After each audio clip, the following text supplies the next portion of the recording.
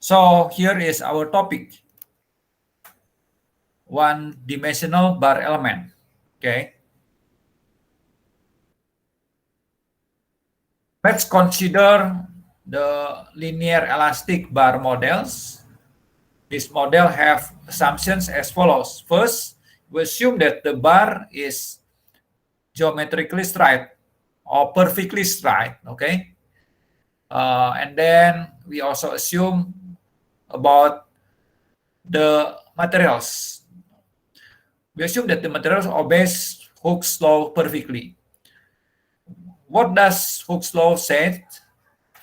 So Hooke's law says that if we have a bar and then we apply tensile force, let's say F, and let's say the bar has a length of L, and then this is the A, it is the cross-sectional area A, and the modulus of elasticity E. We assume that the relationship between the stress and the strain is linear like this, okay?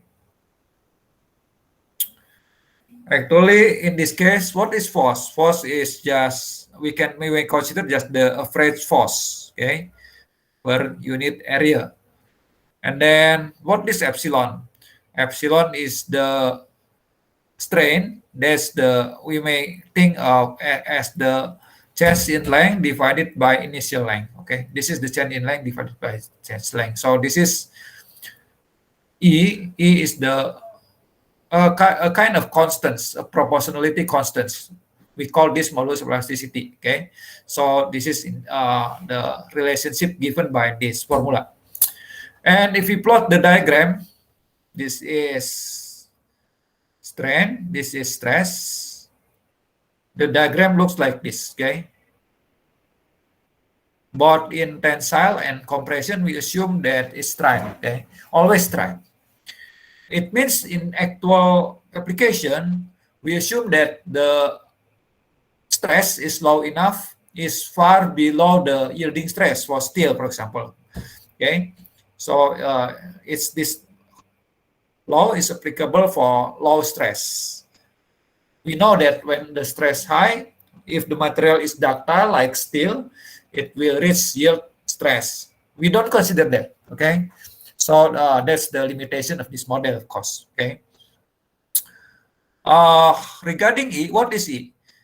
E is the slope of this graph. Okay. So if this is 1, this is E. So that's modulus of elasticity.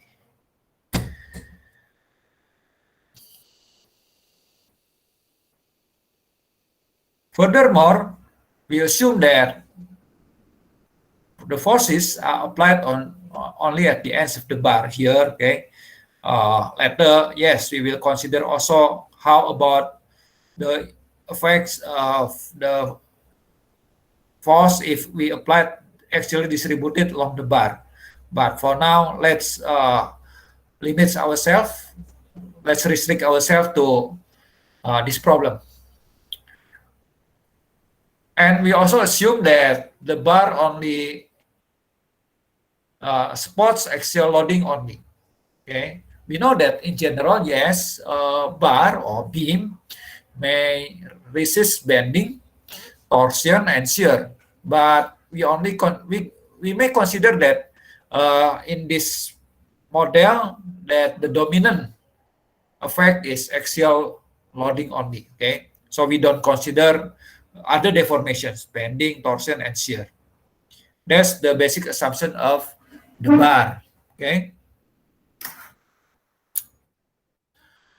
Well, as usual, because our subject is finite element method, we may think that if we have a bar structure, that consists of several bar elements. So here we consider bar elements, bar as an element, just like spring. Spring we consider as an element, okay? Very similar with spring. So when we talk about element, we have to define the nodes, nodal points. What is nodal points? Nodal point is the location where we define the announced degrees of freedom. Okay, the decreased freedom or the announced here, of course, related to the physical model that we consider. Here we consider about the deformation, axial deformation of the bar, and the related quantities is nodal displacement. So D1 is nodal displacement of node 1, and D2 is the nodal displacement of node 2. Well, we may think that these elements should be in static equilibrium condition. So we have to apply FA1, applied force at nodal 1, and applied force at nodal 2. Okay. For this element, we set up a local coordinate system, let's say X. Let's say at this point, X is 0. So this is the data of our element. Well, the first fundamentals quantities or relationship in finite element formulation is to have the relationship between the force at the nodes and the nodal displacement. Okay, so now let's find the relationship between the nodal forces FA1, FA2, and the nodal displacement D1 and D2. Okay, what's the relationship? When when the bar is in equilibrium. Well, to establish the relationship between D and F, okay, let's consider, for example, consider the bar in the compression condition. It means we fix here, that's we set, we lock this is to be 0, okay, and let the displacement at D1 is D1, a positive number, okay, positive number. According to Hooke's law, because we know that the force, the stress, the force divided the area of the stress is E delta L divided by L, right? But what is delta L in here? What is the change in length? This is D, right? D1 minus D1 actually. Yes, we may depend on the F because we put the F is here. That's in the direction of the force, right? So we can calculate F1 or FA1. Actually, this is FA1. Is, well, we can rewrite this equation like this. Okay. What is F? The force is here, FA1. Okay. So this is the force that we need to apply at. So this is FA1. It means applied nodal force at 1 to make D1 a positive number. Okay. But D2 is 0. How about FA2? F2 or FA2? Because the bars, this element should be in equilibrium, of course, the summation of the horizontal force should be 0. In other words, FA1 plus FA2 equals 0. So based on this, we can calculate, we can evaluate the applied nodal force at node 2 should be minus of FA1 or minus of EA over L D1. Okay, any questions up to this point? Okay, now how about if the bar in compression? In other words, let's take the D1 equals 0, but D2 is not 0, a positive number like this. Okay, with the Hooke's law, we can calculate the force that we need to apply at node 2 to make D2. That's the force, right? Using the same Hooke's law. How about FA1? FA1 is equal to minus FA2. That's the bar when in compression. Okay, now let's think. How about the bar when D1 is not 0 and also D2 is not 0? Well, we may use superposition principle, right? So we can superpose this condition. That's FA1 plus this one. So I can write like this. For FA1, the applied force at node 1 is equal to the first condition. What is the first condition? AEL D1. The second condition is D2, minus D2, right? So we may write EAL D1 minus D2. How about FA2? FA2 is the opposite of this. AL EA over L, this is minus, this is plus, because it should be in balance, right? In other words, the summation of this one should be equal to 0. Well, we can write this relationship that actually we have already the relationship between force, nodal force, and nodal displacement.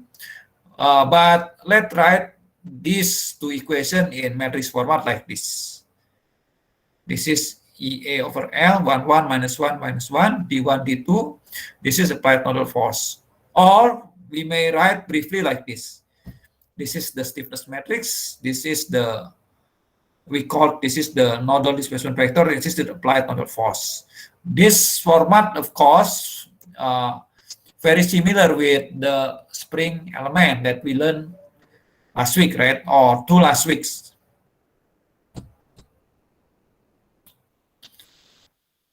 Well, once we have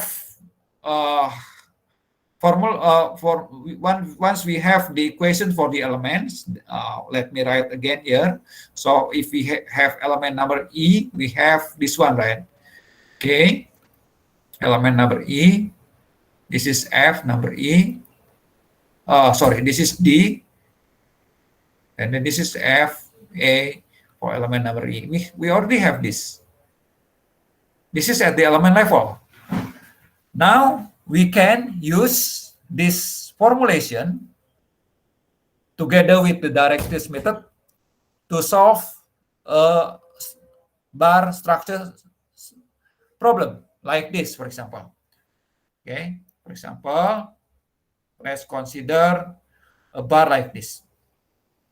This is called a tapered bar. A tapered because the cross-sectional area of the bar is not constant.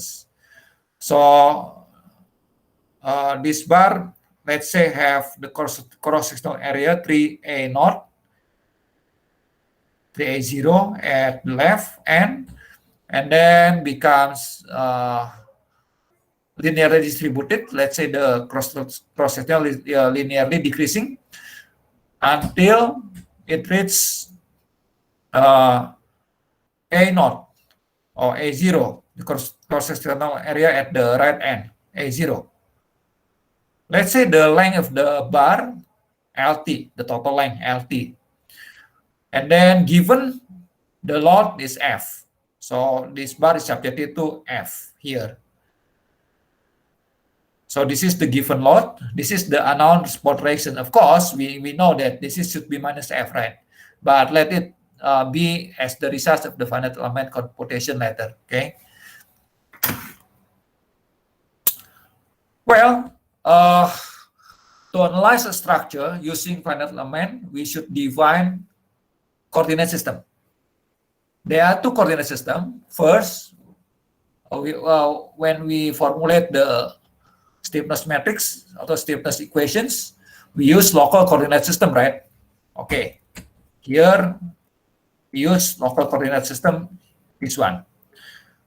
However, when we analyze the structure, we need to set up another coordinate system that's called the global coordinate system X. So here is the global coordinate system X. Okay. Well, based on this coordinate system, let's say the x0 is here, and then here x equal to LT. At x0, the cross-flow area A is 3, A0, and here at the right end, A is A0. In other words, the cross-flow area is a function of x, right? When we cut here,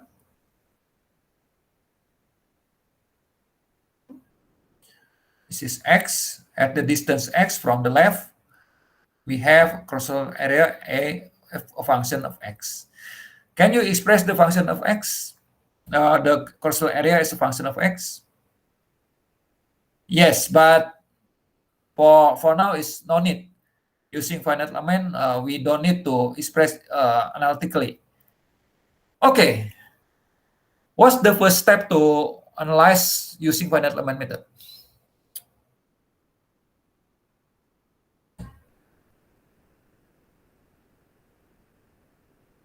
The first step is to divide the structure into elements.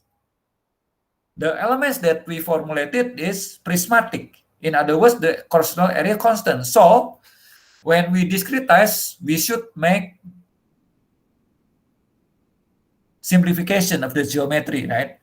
So, let's say for this example that I'm going to discuss, let's say the structure is divided into 2 elements. Of course, we can divide into more elements or less element. Let's say we consider only 1 element, 2 elements, maybe 4 elements. Okay, but here in our lecture, let's think that let's use 2 elements. Okay, so this is element number 1, element number 2. The problem is the element is non-prismatic. Okay, so we should take let's say representative area, and I choose to be the representative area is the area at the midpoint here. Okay, this is the representative area. So this is I take as A1. Or maybe I write like this, not sub but superscript as the index.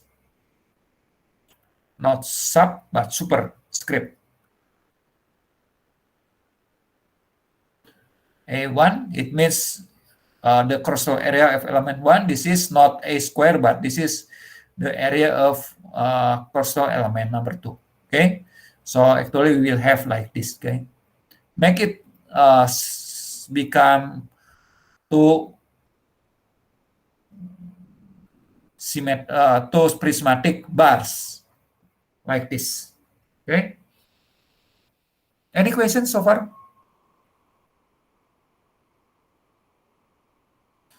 So yes, please. Please can you explain why does it have to be prismatic, and you have to here the problem is non-prismatic bar, right? Non-prismatic bar, it means the cross-flow area is continuously changing along the bar. But our element, unfortunately, we have not yet talked about non-prismatic element. We only have prismatic elements. So here we should make simplification. Okay, initially from the geometry is like this, tapered bar, and then just simplify. Let's say that we divide the structure into 2 elements. Of course, you can choose, I want to use 3 elements. Okay, 4 elements, up to you. Okay, but in this example, I just choose to use 2. Okay, yes, but your question is? Yes. What's your question? Yeah, I think you already answered my question.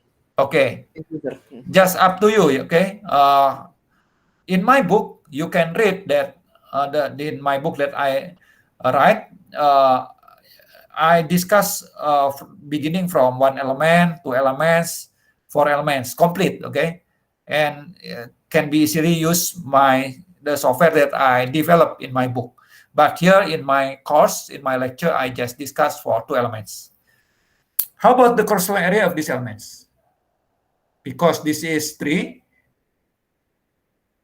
3A0, and this one, of course, becomes between 3 and 1 is what? 2, right? So this, what's the area? Can you give answer? Between 3 and 2. That's 2.5A0. How about this one? For the second element? 1.5. Yes, exactly. So this. Okay, this simplification. So when we divide into elements, the structure divided into elements, very often that we may have to make some simplification. Okay. How about the length of this element? 1/2 the total length, 1/2 the total length. Okay, it's very clear.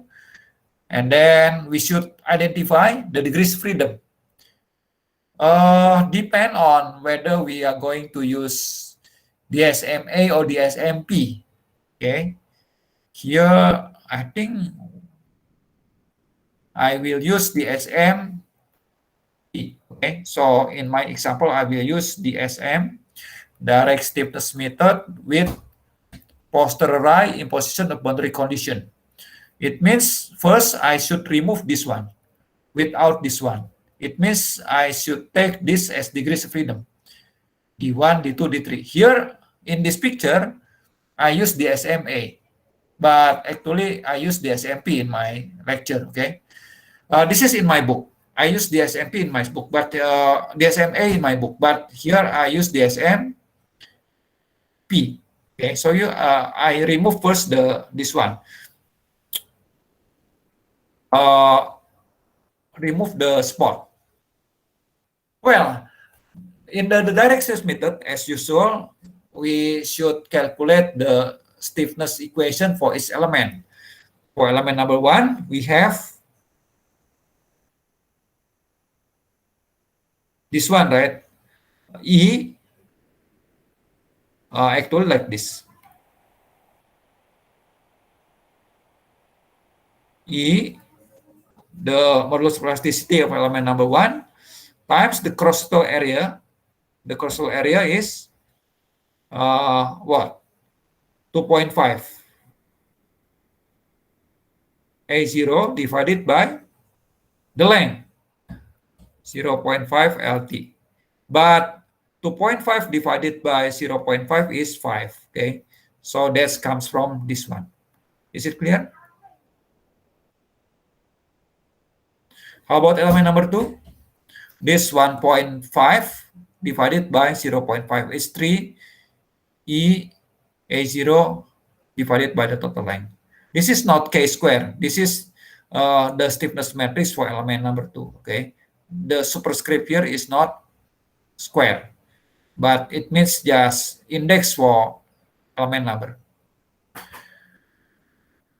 Well, what's the next step after this? Well, we may think that, I think that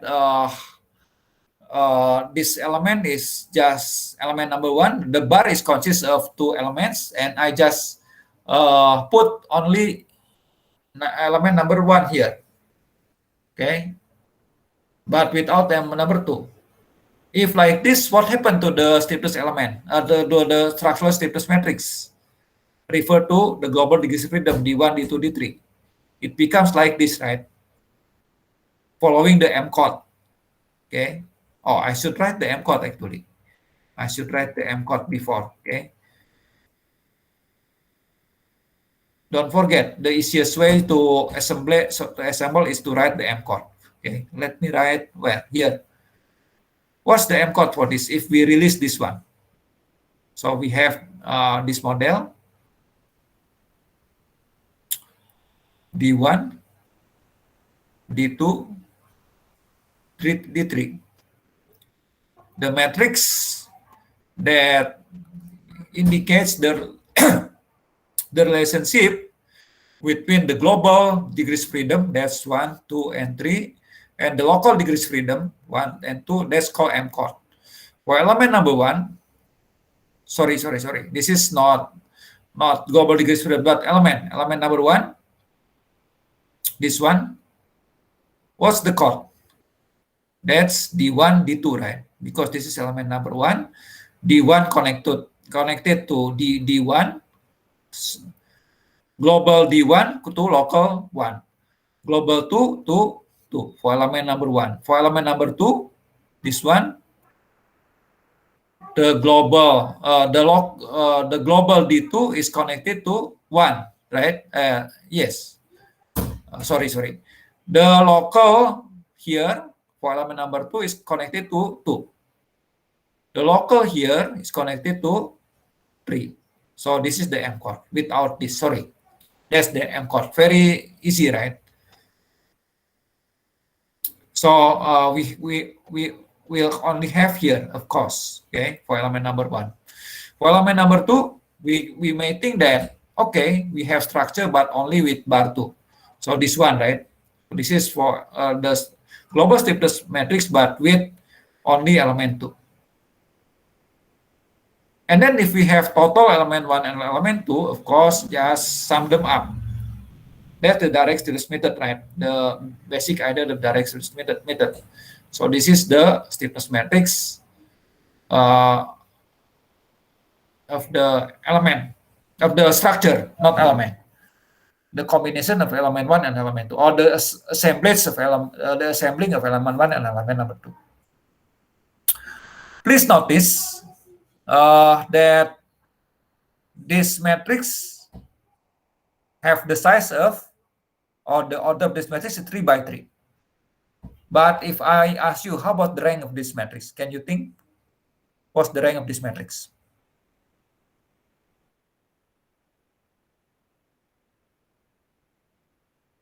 Come on, can you guess?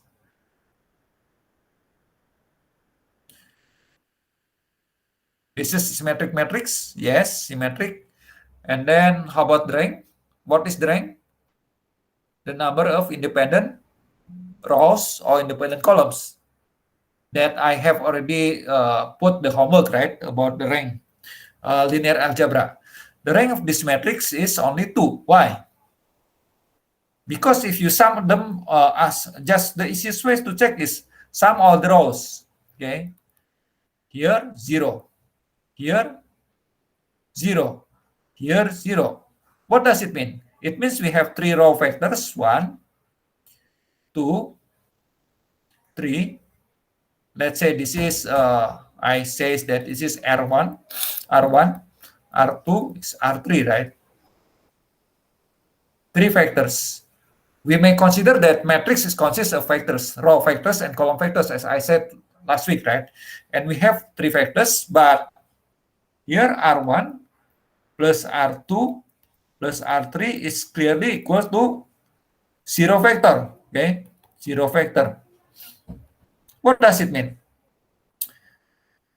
By definitions, if we have 3 vectors and then let's say R1, R2, R3, and then it should be, it will be linear independent when we make linear combinations, alpha 1, R1, plus alpha 2, R2, plus alpha 3, R3 is equal to 0 when it's what?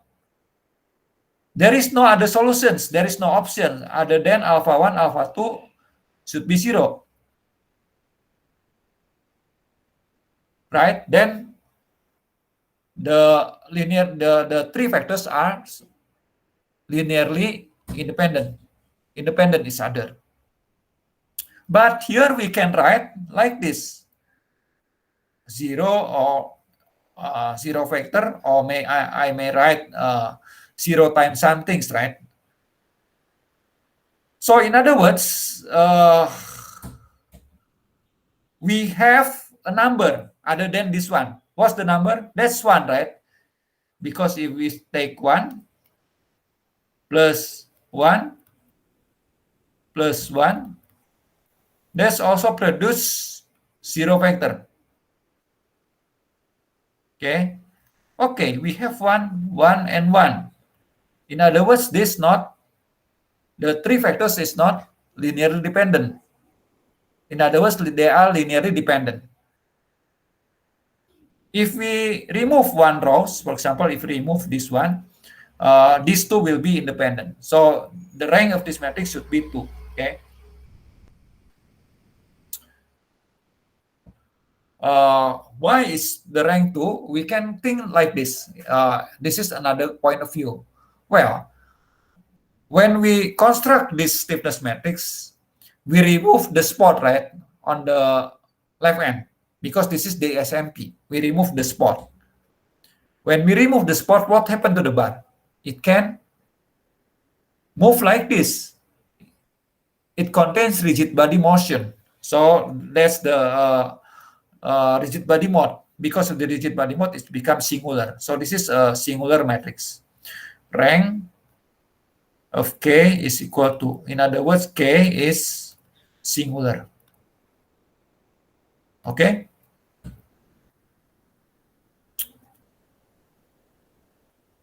Well, having established the stiffness matrix, we should compute the force. What's the force for this problem? The force for this problem is what? We have applied force here, F. This is given, right? This is what? At D3, because this one is D3, this is D2, at T1. This is degrees freedom or this nodal displacement. D, you may say this is degrees freedom or displacement, nodal displacement. Corresponding to D2, there is F.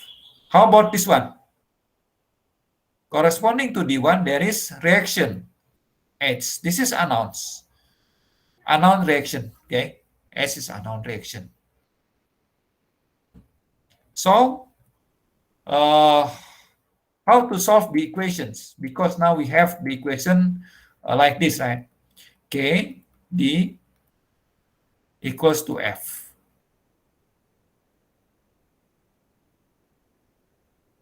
Can we directly solve the equations like this using Gauss elimination?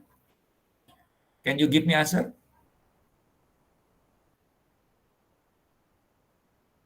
No, of course. Why? Because this, as I said before, singular. Singular, right? So we cannot inverse. Singular, it means that the stiffness matrix doesn't have any inverse. So what should we do is we have to supply more information. What information we know? What information we know? The spot condition, right? What's the spot condition on the left hand? What's the spot condition? Or boundary condition? This one, right? We should impose the displacement equation. That's D1 equals 0. After imposing this condition, now we only have two parameters. We only have two unknown parameters. In other words, the active degree freedom is only 2. Okay, so this is the equations, the global equations. We have the stiffness matrix, we have the force vector. This is unknown, this is given. So the unknown is this one, right? The unknown is this one.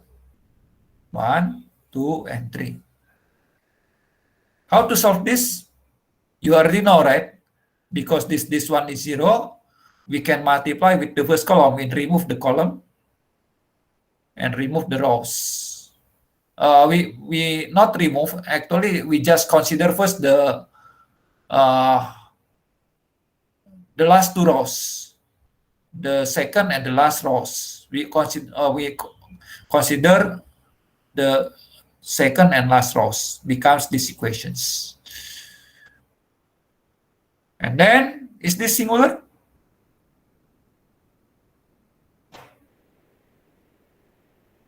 Singular or no?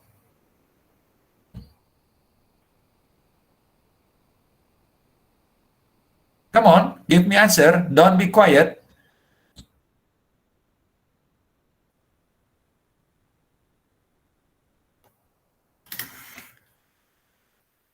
How about the internet connection? Everything goes well? Does everything go well? Can you hear my voice clearly? Hello? Yes, sir. Can you give me the answer? Is this singular? Is this matrix singular? Singular, it means doesn't have inverse. Come on. I think no, because No, because the determinants it's not zero, right? Yes, it's The not zero. determinant is 24 plus 9. 34 plus 9. It's not zero. Yes, for sure, that's not singular because we already remove one rows. 3 rows make the matrix singular because that's among the 3 rows and they are not independent each other. But when we remove the one of the rows, that's the matrix become not singular. Okay, because the first row and the second row are independent now. Okay, independent, not dependent. In other words, the rank of the matrix is 2, equal to the size or the order of the matrix. Okay, we can solve now for D2 and D3.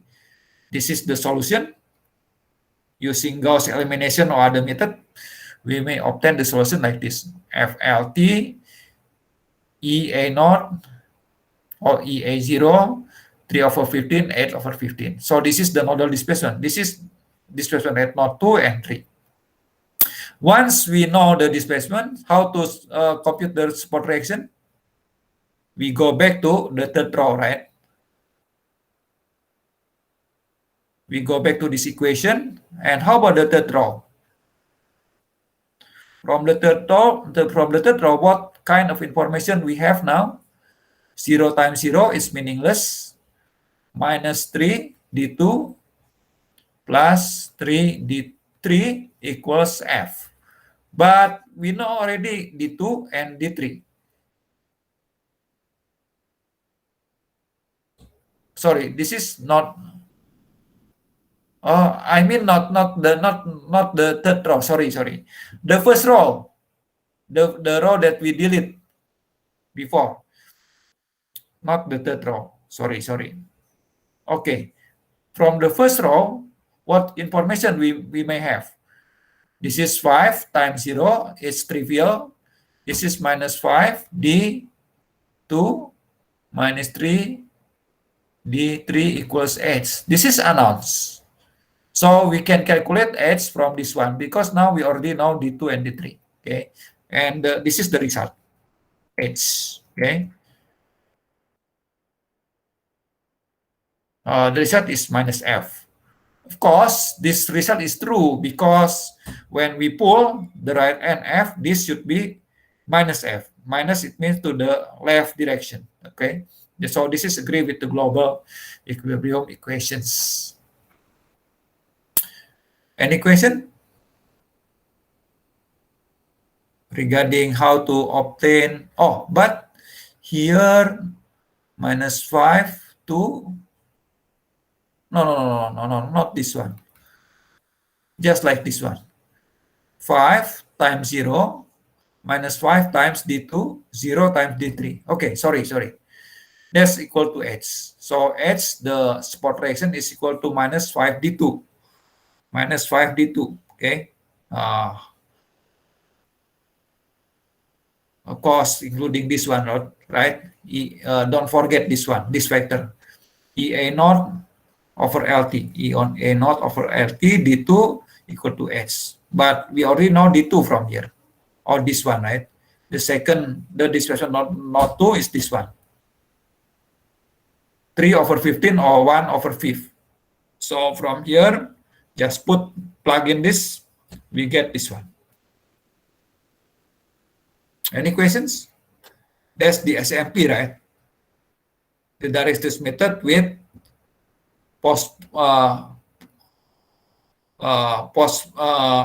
posteriori imposition. Posteriori means after we assemble. After we assemble the stiffness equations, we just apply the boundary condition here.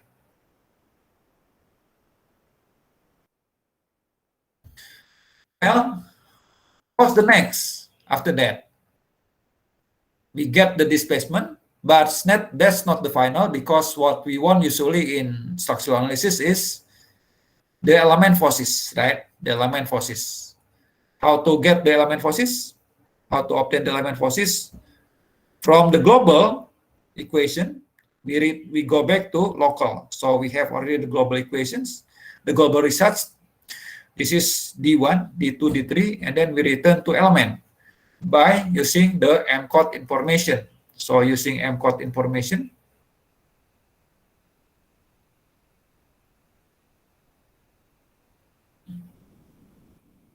for element number 1 and element number 2, what's the M-code? 1, 2, and 2, 3. So it means like an address, right? This is 1, 2. It means it goes to here. To here. 2, 3, it means we just copy the 2 and 3, the second and third row for element this number 2 to here. Okay, so the information contained in M-code is just like address where the coefficient should go on. Okay, should move in the assembly and disassembly process. This is called the assembly because from global to local. Well, after we have the displacement, model displacement for each element, for example, if we want to calculate the stress for each bar, what is stress for element number 1? According to Hooke's law, the stress is given by this one, right? But we can calculate the strain now. The strain is the change in the length. This is just by definition, right? If we have an element, this is D1, this is D2. It means that the end point or the nodes moves D1, but this is move D2. The change in length, delta L, is equal to D2 minus D1, right? So D2 minus D1. By definition, the strain is delta L divided by initial length. So the initial length is 0.5 LT. This is the change in length. But how do we know D2 and D1 from this one, right? From this information before, okay? It means this is D1, 0. This is D2. So this is the results. The stress at element 1 or the stress within element 1. How about the stress for element number 2? Similar. We extract the information from here. Okay, from this one. And then we calculate, we will obtain these results. Okay, any questions? This is the direct Vitus method for tapered bar. Here in my explanation, I use DSM-P.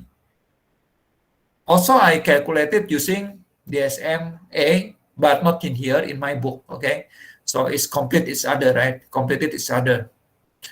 My presentation in my book. You can read my book. Any questions so far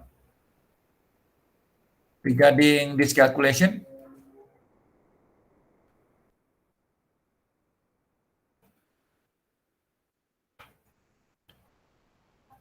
Is it clear? Are you still confused? Please, you have to be very familiar with the direct series method. Why? Because the direct series method is the implementation of the finite element method. Okay, before we discuss regarding the formulation, I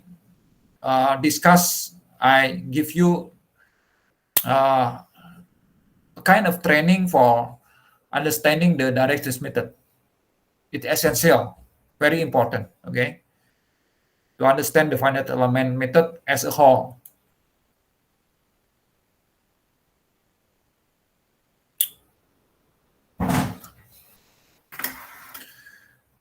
Okay, no question. Next, when we have element stiffness matrix 1 minus 1 minus 1 1, or in your homework for the spring system, after you assemble, you have also the stiffness matrix, okay, 4 by 4 or 5 by 5. It seems there is similarity in the stiffness matrix. For example, in this problem, okay, this problem, please notice regarding the stiffness matrix.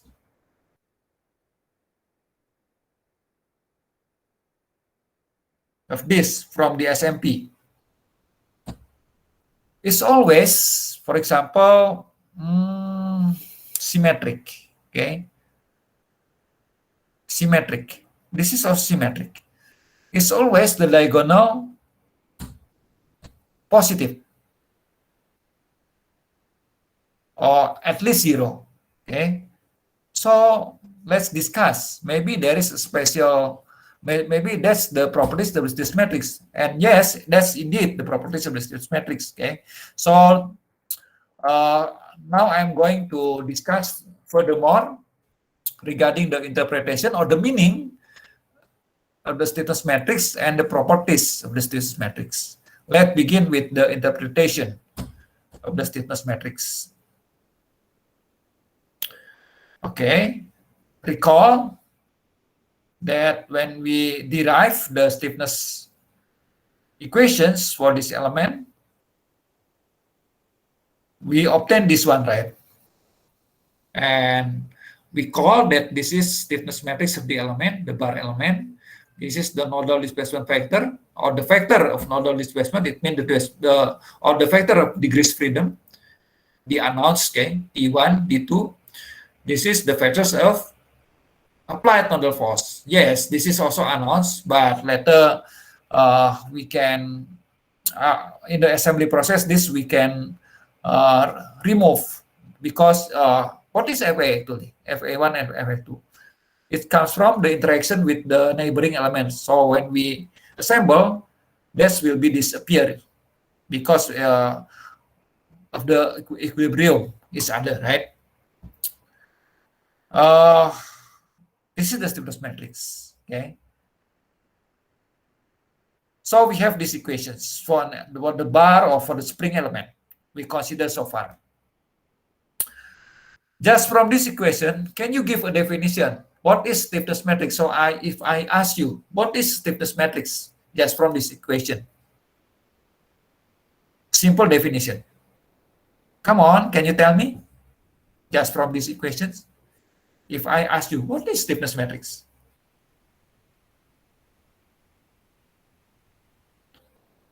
Come on, you have to be active. Otherwise, you will be sleepy. This is afternoon, right? Normally, at this time, many people feel sleepy. So, please be active.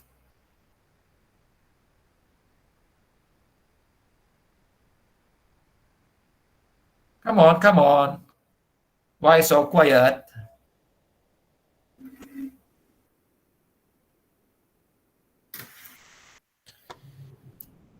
Stiffness matrix is very simple. A matrix that give, for example, the relation between displacement and force, nodal force, okay? Or you may think that, what is stiffness matrix? Stiffness matrix is a matrix that transform displacement, nodal displacement to nodal force. Here I write like this, relating the nodal displacement vector to nodal force vector. Okay, just very simple, right, from this equation. How did we derive this matrix? Or how did we obtain these equations? Remember that we use physical laws. What kind of physical laws? Hooke's laws. Hooke's laws and, yes, equilibrium laws. So in other words, in these equations already contain physical laws. These equations contain Hooke's laws, contain equilibrium equations. So we may say that this is equilibrium equations, but at the same time, also it includes the Hooke's law already, or constitutive laws already. Okay, Hooke's law is a type a constitutive law. Constitutive law means the laws for materials. Okay, so by direct applying the physical laws, Hooke's law, equilibrium laws. Yes, later we will learn that this approach is not enough. For this approach is only applicable to simple elements like bar or spring, but later we have to use more sophisticated tools to derive the stiffness equations. But for now, just use this is enough. Okay. Later we will learn use the principle of virtual displacement to arrive at the same formulation. Well, this is our stiffness equations. Now let's think like this. If I make this displacement vector is 1 and 0, it means D1 1 and D2 0. What happened? When I replace this become 0 and 1. The result is what? Yes, only the second column, right? That's EA over L. Sorry. No, not this one. This one first, 1 and 0, I mean. Only the first column. Because the second column are multiplied by 0, right? The second column is multiplied by 0, so we can remove. This is the result. The first column. Conversely, if we now, let's say the displacement is not 1 and 0, but conversely 0 and 1. This will take the second column. Okay, is it clear? So, from this experiment, what can you say about its column of a stiffness matrix? What can we say about a column of the stiffness matrix? What's this? If we draw, this is our bar element. This is F1, FA1, okay. AE over L, and then this is minus in the compression condition, right?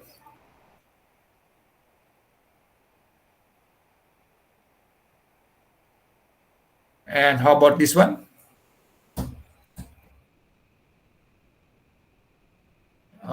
This is D1 is 1, okay.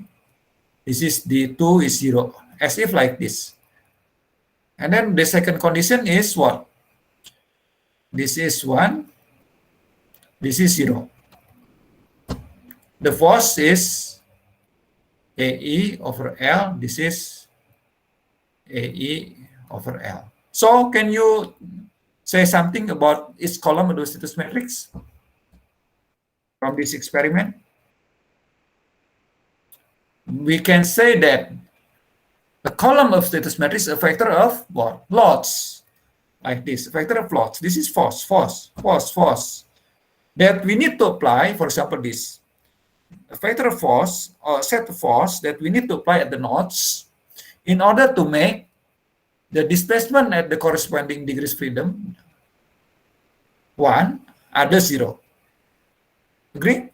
So it must be applied, vector loss that must be applied to an element at its nodes to maintain a deformation state in which the corresponding node of DOF has unit value of 1, while all other nodes of DOF are 0, right? That's the meaning of a column.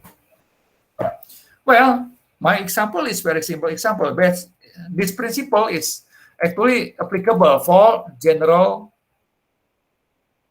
condition, including for structure, okay?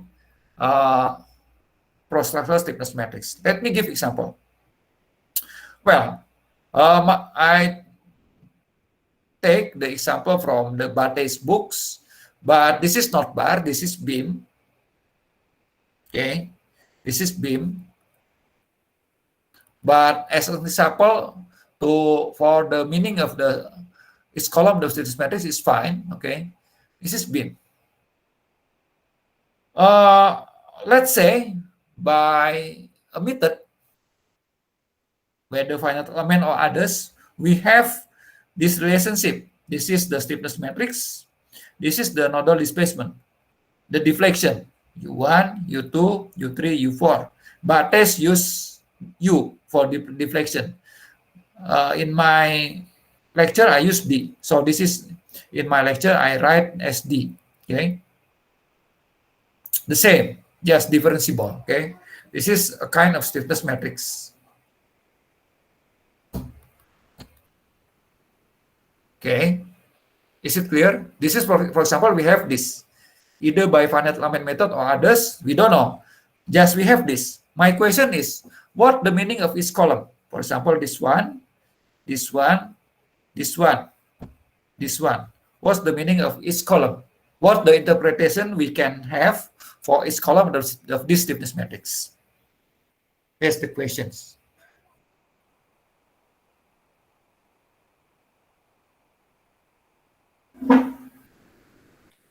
Well, let's consider the first column. 5 minus 4, 1, 4, 0. What does it mean? According to the previous statements, these are nothing but a set of nodal force. It means 5 is here, force. 5 minus 4 is actually pulled to the up, okay, upright, in the upright directions. But here the drawing is minus 4 to the downward. It means actually upward. 1 here, and this is 0. No force actually. That we must to apply at the nodes in order to maintain the deformation state, the deflection of this beam, so that this one other 0. Okay, that's the meaning of, or the interpretation of the first column. Is it clear? Yes, sir. How about the second column? What are these? What are these numbers? What the meaning of these numbers? They are the nodal forces that we need to apply at the nodes. This is minus 4, 6, minus 4, 1, in order to make the beam have 1 here at the corresponding. There, it means the second is 2 at D2, right? Or U2 here, 1, but other 0. No deflection at this node. That's the force that we need to apply, and the beam remain in equilibrium. Is it clear? Can you tell me how about the third one? Please tell me, what are these? What are these numbers? What the meaning of these numbers? They are, or they represent? Nodal Come on. forces Yes. in Nodal forces. its element to maintain the Not at the element, but at the nodes. yeah, At the joint. Okay. At the joint. Yes. to maintain the deformation at node 3 to be 1 and the other 0. Okay. Excellent. Okay, the same interpretation for the 4. Okay. Here 1, other 0. They are force. Actually, they are force. That's the interpretation. Okay. The meaning of the columns of stiffness matrix. Forces actually. To make 1, other 0. Well, based on these principles, last week we already derived the stiffness matrix for this system, right? But by using the direct stiffness method. Actually, by the principle that we learned before, we can also manually write the stiffness matrix. That's by activating Isdorf intern, giving one value to the activated dot while the others dot 0, like this. Well, let's remove the spot. So, and then we define the degrees freedom like this: 1, 2, 3, and 4. The corresponding force here is 1, 2, 3, and 4. This is the spring constants, 3K, 2K, K, like just last week. for this system, we know that we will have the stiffness equation like this, right? Or the equilibrium equation like this. There's a 4x4 matrix, stiffness matrix, times 4x1 nodal displacement vector equals to 4x1 nodal force vector. Okay? How to obtain this without direct stiffness method? Can we? I want to have the stiffness matrix, but using the previous example that we just discussed, not using the direct stiffness method, either the SMP or the SMA. Yes, we can. What should we do? Apply to obtain the first column. We should apply. This is 1, ada 0, right? So the first column of K, T1, 1, ada 0. And then let's apply the Hooke's law. What forces we should apply to make this happen? 1. According to Hooke's law,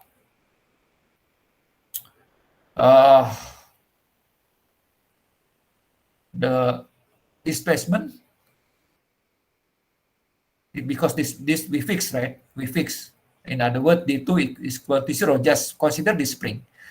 The displacement D1 is equal to proportional to the force F1 divided by the stiffness, right? 3K. But here we said the D1 is 1. So the force is equal to what? 3K. So we can write like this. Okay?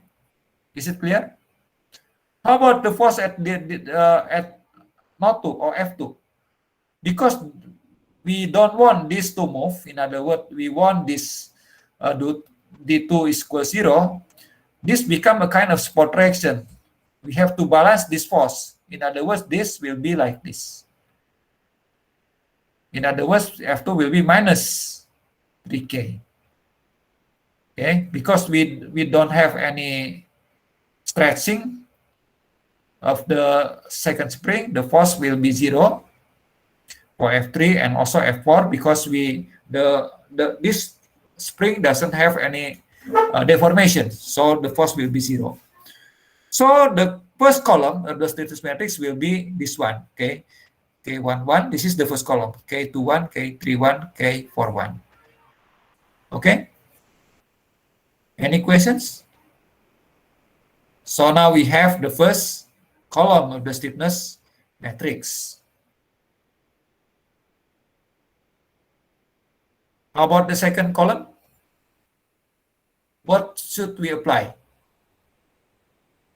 We should apply D21 ada 0, right? So here 1 ada 0. And we calculate the force. How to calculate? Here we go.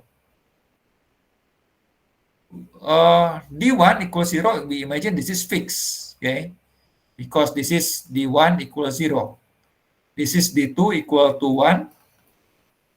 And then this is fixed. This is fixed. Because D3, 0, D4 is 0. So under this condition, we only need to consider this one, right? First, we calculate this one. This point or this joint resisted by 2 springs, first spring and second spring. So if we want to move this, of course, we should add them up. In other words, according to Hooke's law, D2, the nodal displacement, is equal to the force, proportional to force, and to the total stiffness, 3K plus 2K.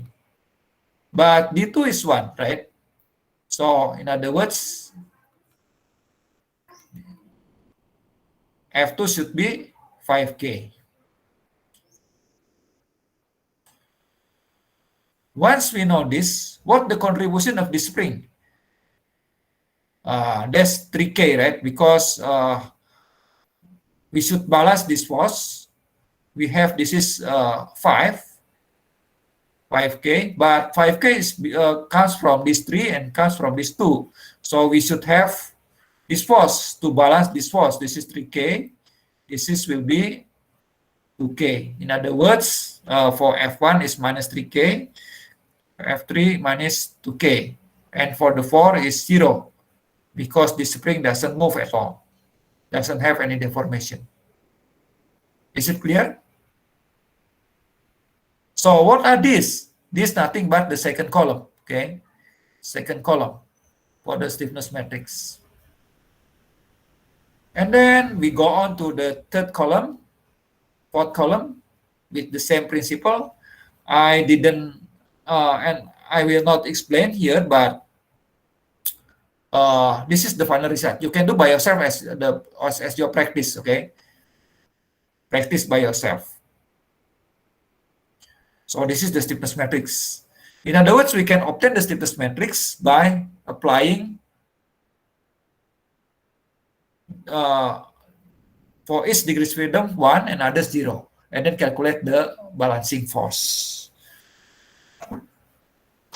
Okay, if you have a software and then you want to generate a stiffness matrix, you can use software for example, to apply the displacement 1 and other 0, okay? And then calculate the force, and then in turn you change the displacement 1, other 0, and then you can use the software to generate the stiffness matrix, okay? Sometimes we can use that one for some reason, okay, to generate the stiffness matrix of a structure. Any questions regarding this procedure? So again, this based on the principle that each column of the stiffness matrix represent forces that we need to apply in order to maintain the deformation state 1 at the corresponding degrees freedom, 0 for others. Okay, that's all. Any question regarding the interpretation? Okay, furthermore, if I ask you, for example, 5K, what is 5K? 5K is, here is K22, right? It means the second rows and the second column. What does it mean? Or what does it mean of this? Or of this? K, fourth row, third column. The first index represent what?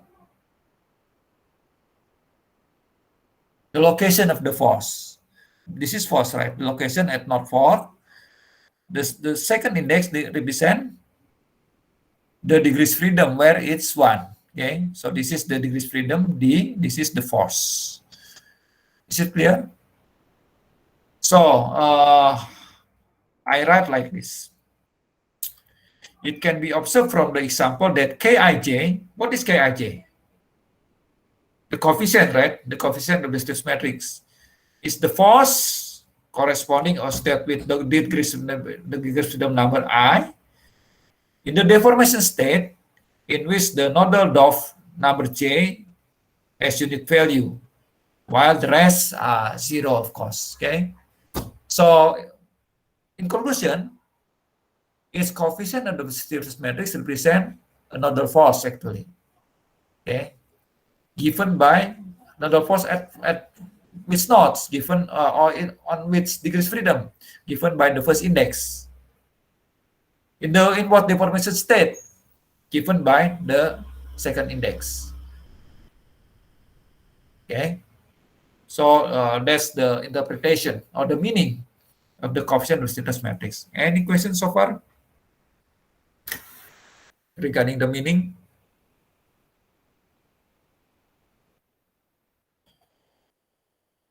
No question. Good. Well, let's proceed our discussion about properties of stiffness matrices, both for global structure and also for element. For element, I use lowercase symbols. For the structure, I use capital. So this is the coefficient of structural elements. structural stiffness matrix, but this is the coefficient of element stiffness matrix. Please notice, as just like in this example, what happened to the main diagonal? What's the numbers in the main diagonal? This is the main diagonal. They are all greater than 0. Is it possible to be 0? Normally no, but sometimes yes, if there is no stiffness in that direction, okay? So at least 0. In other words, the main diagonal values kii or kii, capital or lowercase ii, is always 0, at least 0, greater than or equal 0. If you ask me further, why should be like this physically, at least? Why should be positive? Can you think a moment and give me answer? Why cannot be negative?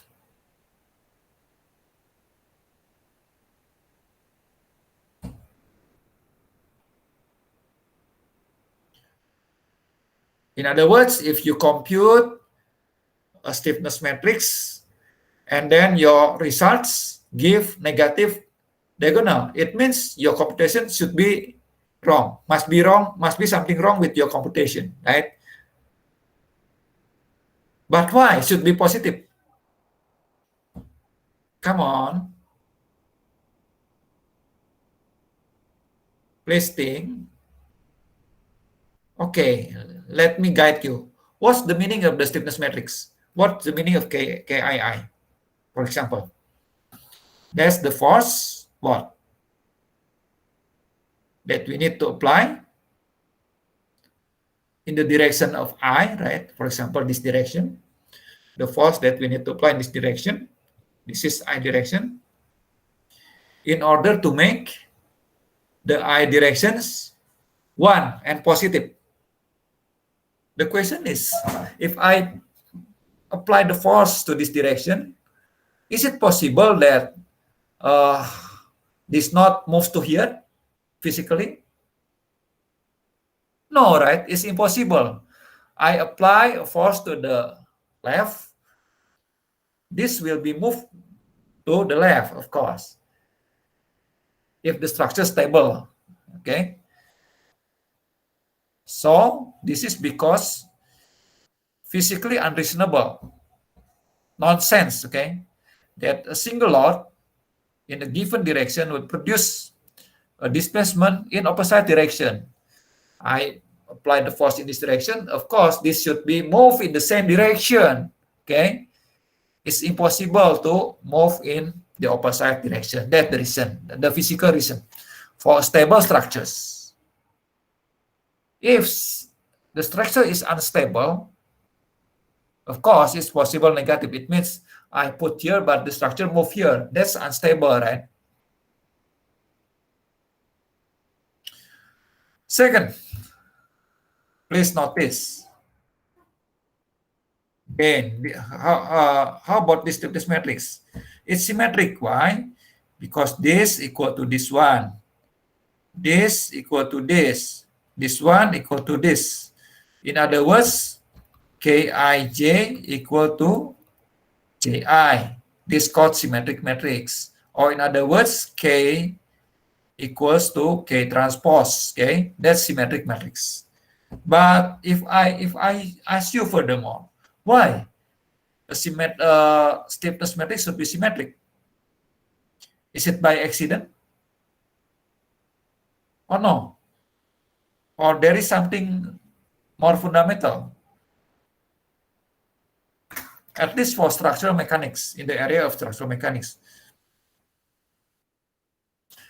Actually, if this is a structural mechanics stiffness matrix, we have a theorem in structural analysis, what's so-called Betti-Maxwell reciprocal theorem. Okay. Have you ever learned this theorem in structural analysis? Maxwell reciprocal theorem or Maxwell theorem or Betti theorem or Betti-Maxwell theorem? I don't recall learning that method, sir. So you ever learned, right? Or, Yeah, no, I think we haven't learned it yet. yes, no, not yet. In structural analysis, the laws said like this: if two sets of lots, so we have two sets of lots, X on a linearly elastic structure, then what happened according to Betti and Maxwell? Then the work done by the first set of lots in acting through the displacement produced by the second lot is equal to the work done by the second set in acting through displacement produced by the first set. Do you understand this sentence? It's a little bit confusing, right? Let me explain by simple example like this. Okay, maybe I use here. Okay, suppose we have just simple cantilever beam, and then we have two lots. The first one is this one. Second one is this one. Well, what does this law says? If two sets of lots, let this is the first set, okay? Set of lots, X on linear elastic structure. Yes, we assume that this is linear elastic. And then what happened? The work done by the first set of lots, the first set. So the work done, we have the situation like this. We separate the two loading, 1 and then 2, right?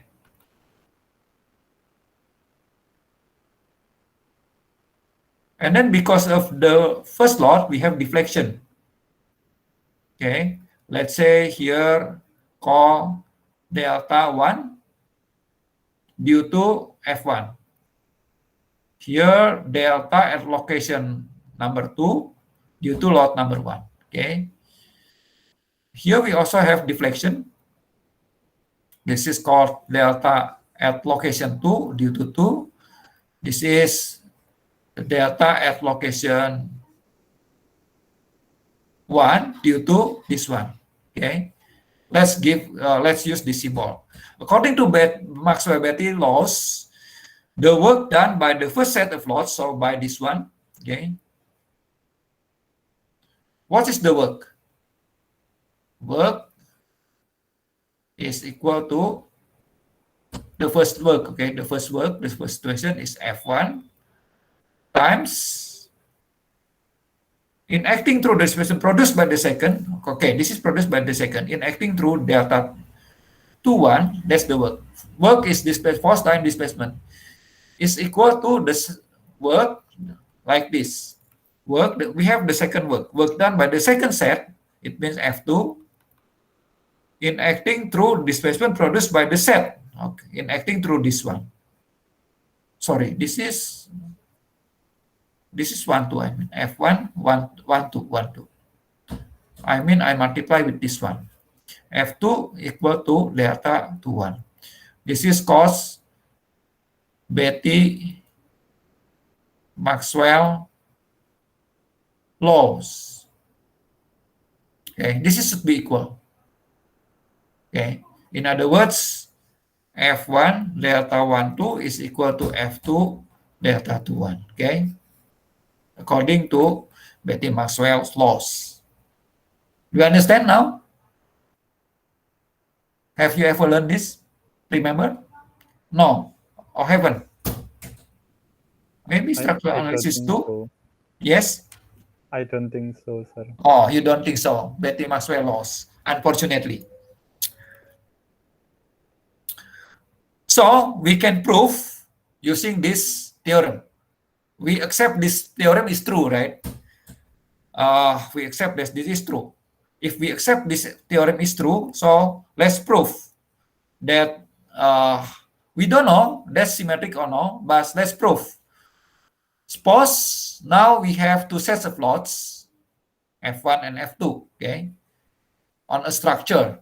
Don't have to be one lots, can be several lots. Sets of lots, it means we may have say like this, okay. F1, for example, a set of lots consists of F11, F12, F23, can be 3, okay. This is also can be 3, F21, F22, F23, can be at 3. A set, it means can be more than one. But we have two different sets, okay. Suppose we have two sets of lots, F1 and F2, X on a linear elastic structure, and produce F1 produce D1, F2 produce D1. According to the theorem, we have this one, right? Because this is matrix F1 transpose D, F2 transpose D1. Is it clear? This is Betti-Maxwell theorem. We assume that this is true. But in finite element or direct series method, what is F1? F1 is nothing but K D1, because this is the force produced by D1, right? Agree? Again, we assume that this is correct. It means Betti-Maxwell correct. Okay? It's actually, the proof can be, from the energy theorems, okay? But let's assume that this is correct. And then in direct series method, what is F1? F1 is K D1. What is F2? K D2, right? Because this is the force produced by displacement. Okay, consequently, let's perform transpose operation on matrix. You know, in matrix operations, if we have matrix like this, matrix A, matrix B, and then transpose, what the product? That's B transpose, A transpose, right? So we can write this is D1 transpose, K transpose, D2. And then this is D2 transpose, K transpose, D1. Up to this point, any questions?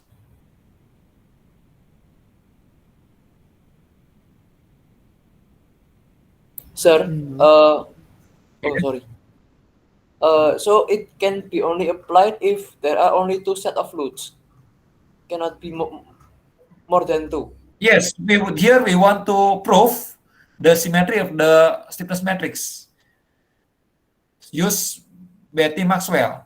We don't need to consider more than two lots because we want to prove. Okay? Oh, okay. That's stiffness matrix is symmetric. We not know yet whether symmetric or not. Assume that we don't know it's symmetric or not. But proof. Okay, proof. To prove, we just need to consider two, no need more. Two set of lots. Okay? And then let's transpose the right-hand side. It means I transpose this. Why can I do the transpose of this? Because this is a scalar, a number, just a number. If we have, for example, 5 and then transpose, because this is just a matrix of 1 by 1, of course, the result will be 5, right? This is actually a matrix 1 by 1, because when we perform like this, it's produce a scalar. So we can perform transpose. But when we transpose, what the result? We multiply in opposite direction, right? So D1 transpose, K transpose, D2 transpose. If we have transpose 2 times, it means what? Transpose and transpose. It return to the original, K and D2. In other words, we can write this one, okay? D1 transpose, that's D1 transpose, A, D2. Okay, this is just by transposing the right-hand side. And then let's change this equation to this one. Any questions? Can you follow me? The logic. I mean, the proof needs logic, right? Some logic. This is not computation, but mathematical proof.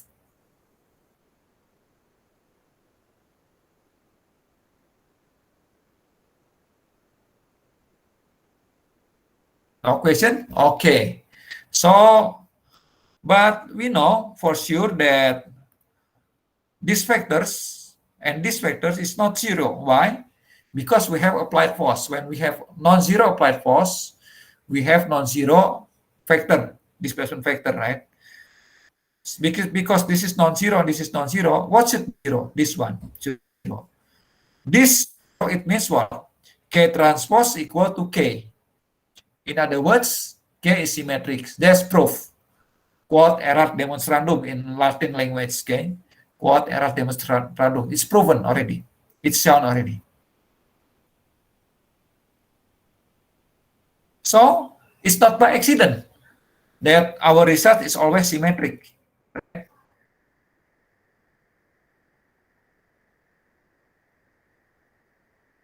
It's the consequence of Betty and as well false.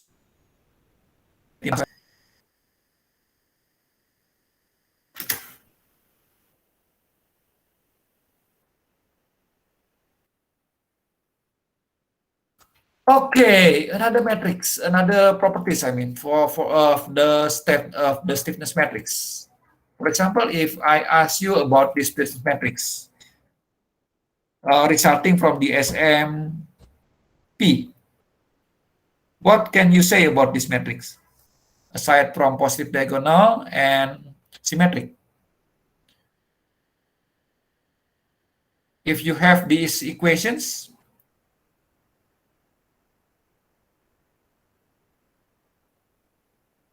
suppose all of the force is unknown, all of the displacement unknown. This is given. Can you solve for the displacement?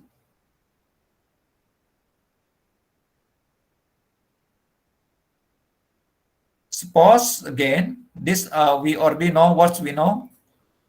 We already know this one, right? Suppose now we also know this one. Can we solve this one immediately for this case? Give me answer. Come on. I think we can, sir. The answer is Yes. yes. Why? Because there are 4 equations.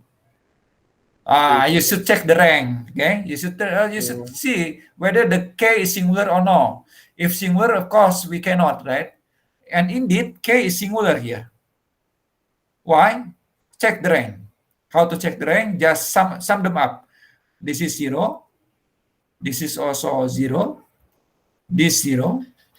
This 0. For the same reason as I said before. So the rank of K is not 4. Is equal not 4 for sure. In other words, the rank is less than the order or the size of the stiffness matrix. In other words, that the determinant or the K, it means singular, right? It means we cannot solve this one directly, immediately, because the K is singular. In other words, the SMP, the directress method with Porter-Wright imposition boundary condition, produce a singular stiffness matrix. Why should be singular? Remember this one. Because we remove the spot. When we remove the spot, there is rigid body mode. Right? The spring can, this rigid body mode, it means that the spring can displace, can move without any deformation.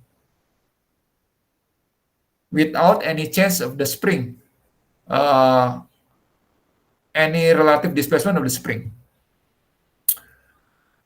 Okay, that's the reason, right? So this is another properties of the stiffness matrix. Singularity doesn't have any inverse for the SMP, of course. This I talk for the SMP. The stiffness equation has no unique solution. Remember last week I said that if we have a set of equations for unknown, can we always have a unique solution? Not sure. Just like in this case, right? We don't have unique solutions, or we don't have solutions actually. If this is not zero, right? And for example, this is any numbers. Most probably we will not have solution.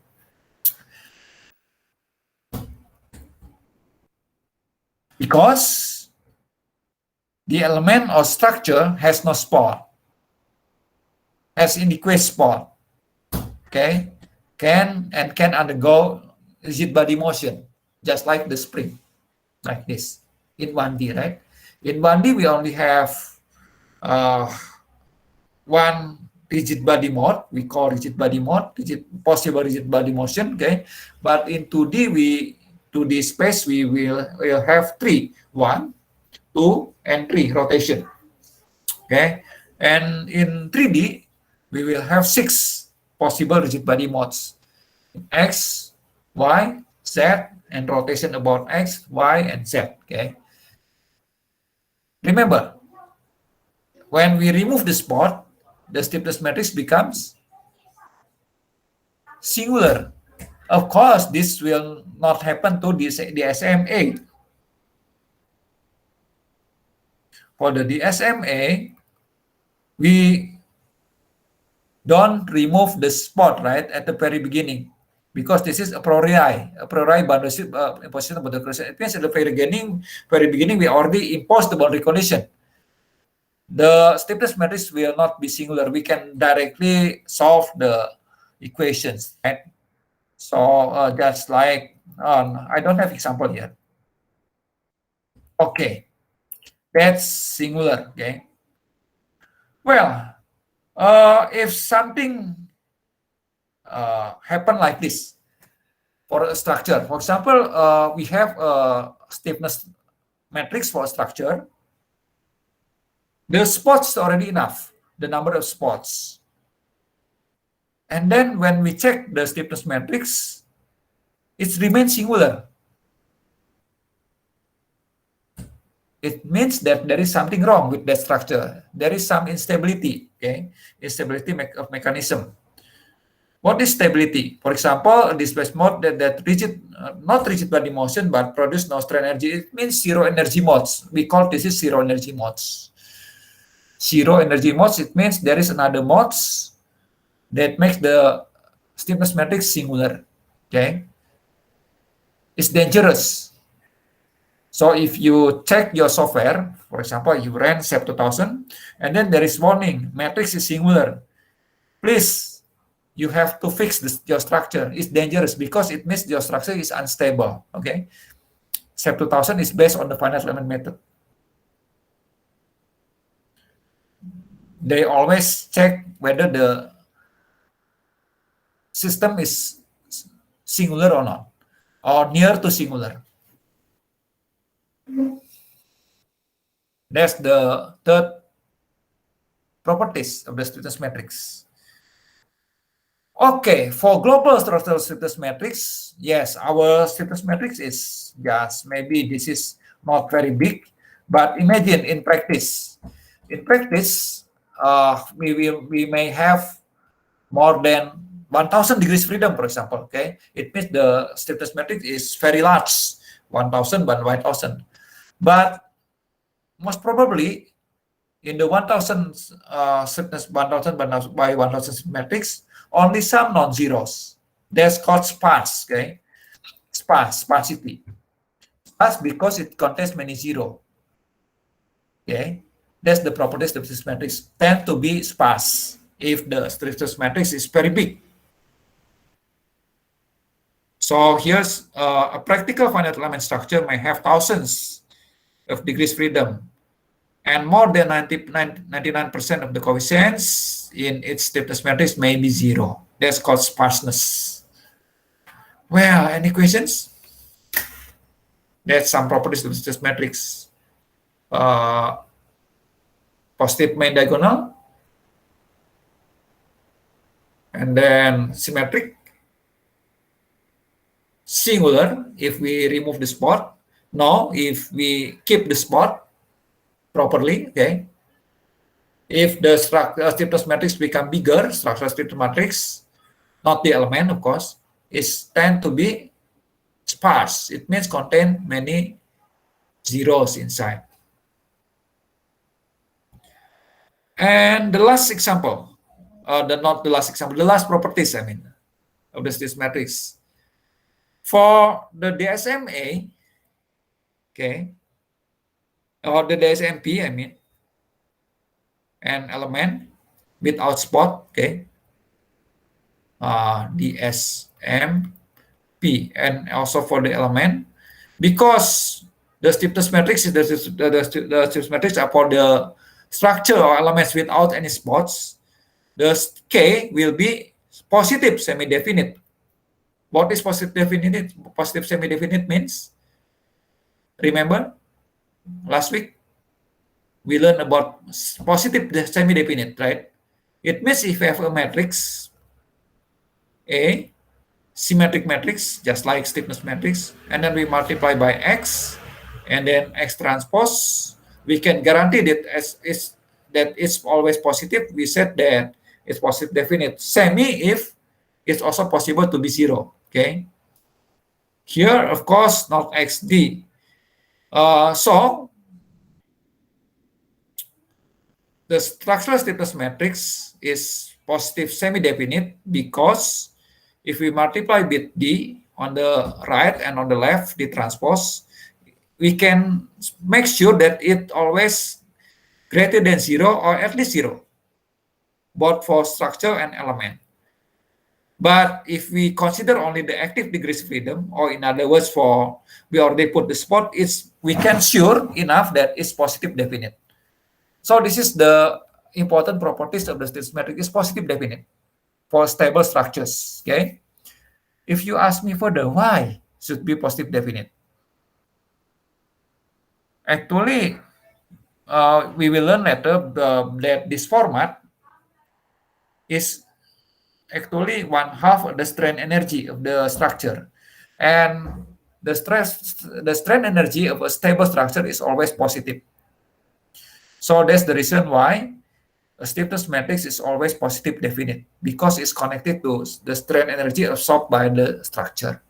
It means when we apply the loads, the structure absorb the energy, okay, not release the energy. That's why the stiffness matrix should be positive definite for stable. If unstable, it's semi-positive definite. That's for this case. Unstable because no spots. Any questions? Can you recall what the properties of the stiffness matrix? First, positive or at least zero, the diagonal, right? The main diagonal, symmetric, singular, if without spot, and then sparse, if it's big, become big for structure, okay, but not for element, okay. Semi-definite for stable and not positive semi-definite for unstable structures. I think that's all. I think this is just for exercise. You may have this system of springs, okay, and then you can calculate the stiffness matrix by activating degrees freedom one by one, and then check regarding the symmetry, main diagonal, singularity, sparsity, and semi-positive definiteness. Okay, you may do this as your exercise.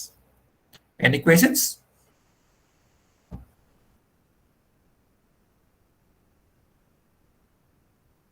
So we learned about how to interpret, to make meaning the stiffness matrix, and also what's the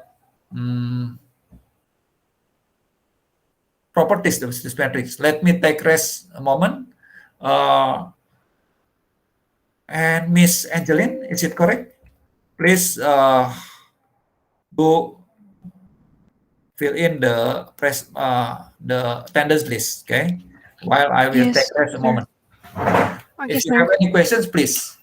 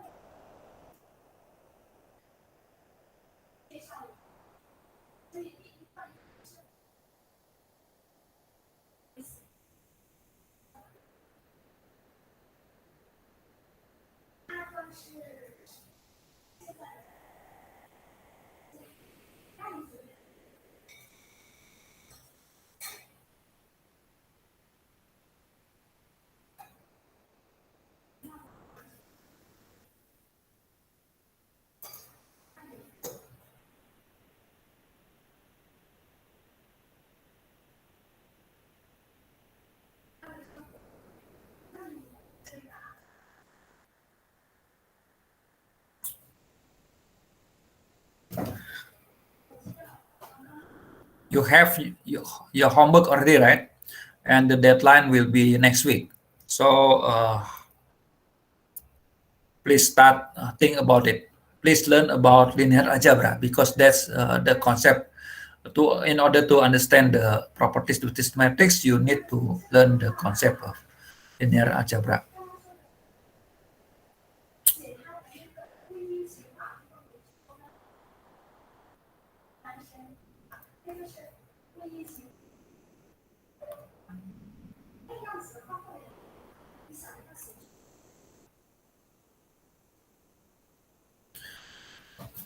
Any questions? Sir, about Yes. the homework, I Yes. see that where do we submit our work? Is it on Lentera or on Yes, you should. Edmodo? You should submit your work at Lentera, so not at Modo. At Modo is in the past. Sorry, maybe my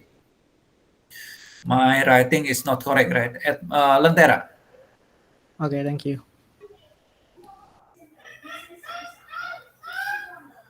Well, so far we have learned the direct distance method for spring and mass system. Also for one-dimensional bar, it means bar, but in 1D. Actually, direct distance method is a general method, not only for spring, bar, but also for truss, frame. Almost all structures that modeled, I may say all structures that modeled by finite element method, because we may think that direct distance method is an implementation of the finite element method, and finite element method applicable for all different models. Okay. So let's now discuss about our big topic remains the direct distance method, but let's consider its application for how to apply to plane truss structures. Okay. The time is not enough, so I just today will give you an introduction for the application to truss. Next week, I will give the full discussion. So this is our next topic.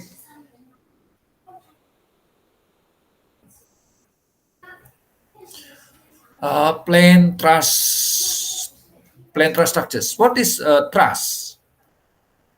Truss, as you know, is structure model. Okay, composed of straight elastic members. We assume that its member linearly elastic, subjected to axial force only. In other words, that's bar, right? So truss is a structure composed of bars, linearly elastic bars connected by joints. Okay, and we have some assumptions regarding joints. Here are the assumptions. All members of the truss are bar elements. Okay, like this. We consider that this is bar, and bar. Yes, actually there is bending moment in here, but we neglect the bending moments and other forces.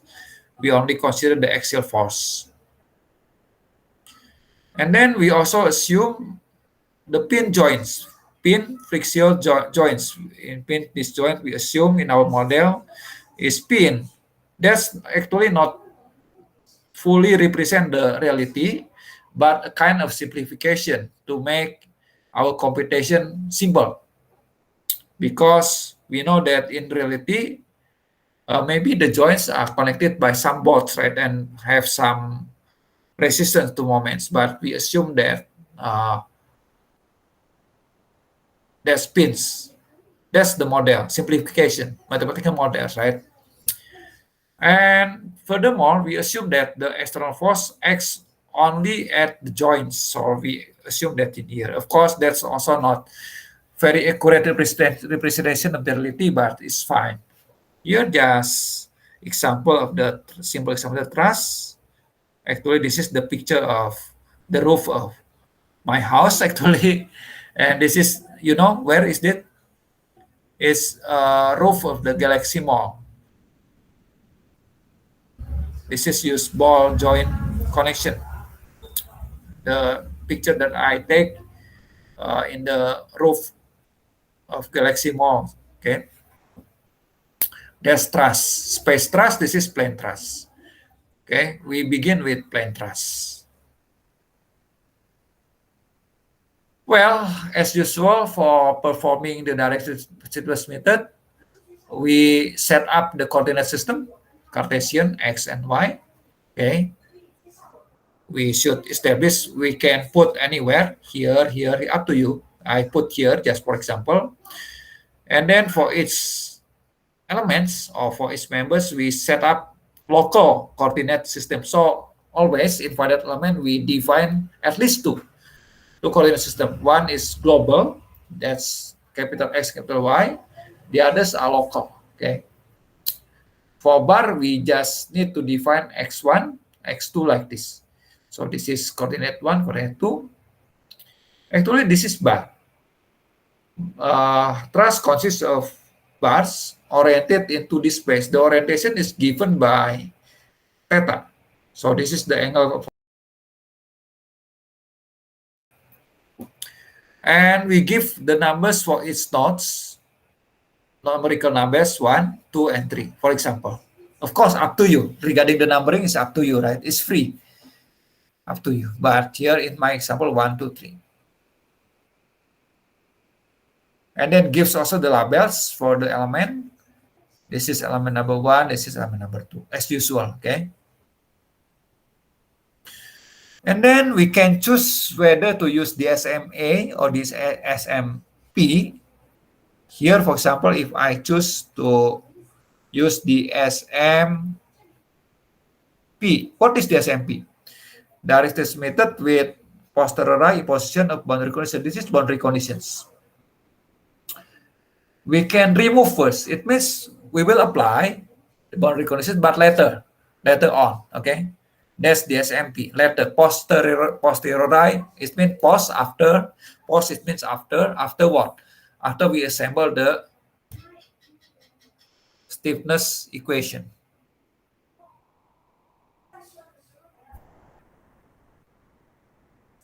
Okay.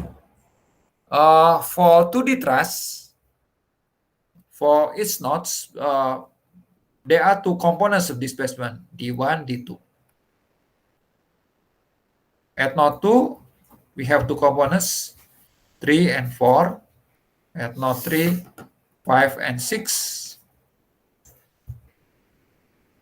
At its directions of the displacement, we define the corresponding force, okay?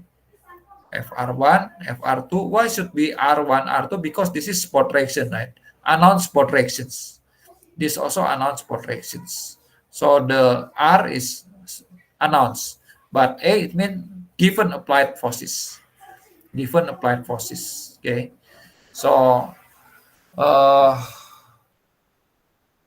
this is the dual quantities. So this is the dual quantities, okay? The displacement and force, displacement and force at its degrees of freedom. How many degrees freedom of this structure we have? The total is 6 because we have 6 actually, okay? 6 degrees, 6 nodal, 6 freedom of motion, but among them already given, right? Because this is spot. We know that this one 0, 0, this one 0. So we write this one. So we said that yes, the structure has 6 degrees freedom, but the active, it means the announced. This is the announced. Let me clean.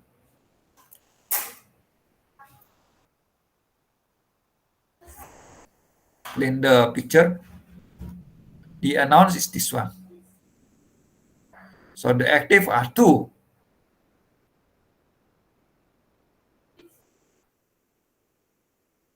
And then what's the given force? The given force is this one, right? The unknown is this one.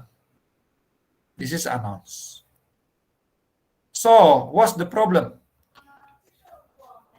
The problem is, given the structure, material properties, okay, and the force, applied nodal force here, what do we want to find? The deformation or the displacement, and the support reactions, and later on the normal forces for its within its element, right? That's our problem, our thrust problem. So our thrust problem is to find the nodal displacement, support reactions, and member forces. That we will discuss next mix in detail using the direct test method. Okay. Any questions so far?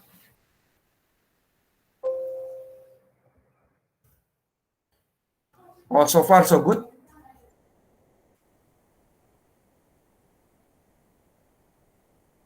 So far, so good, sir. Okay.